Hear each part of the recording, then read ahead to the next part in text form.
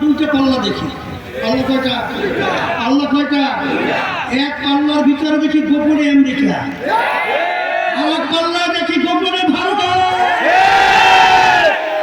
আমরা বাংলাদেশের মানুষ, আমরা আমেরিকার সব দেখতে চাই না, আমরা ভারতের সব দেখতে চাই না, আমরা ইসলামের সব দেখতে চাই।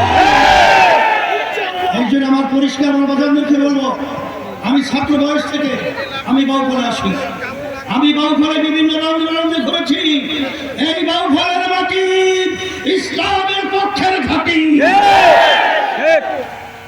আমাদেরকে ধোঁকা দিয়ে বোকা বানাবেন আর ইসলামকে জবাই করবেন, এটা হতে পারে না, এটা হতে দেওয়া যায় না।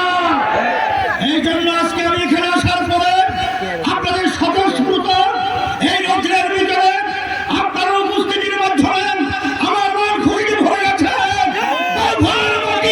ইসলামের ঘাঁটি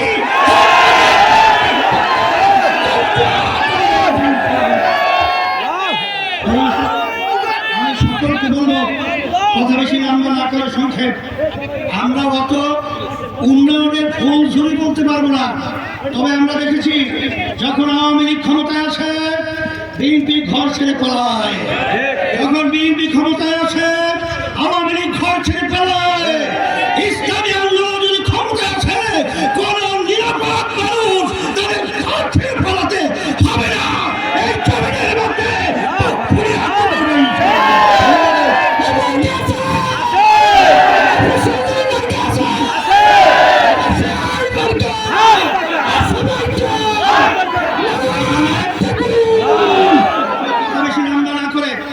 হইতে পারুক বা না পারুক আমি জানি না, তবে আজকে যদি হাত পাকা প্রতীকের পক্ষে একটা ভোট দেন ইসলামের পক্ষে শক্তি বাড়ে।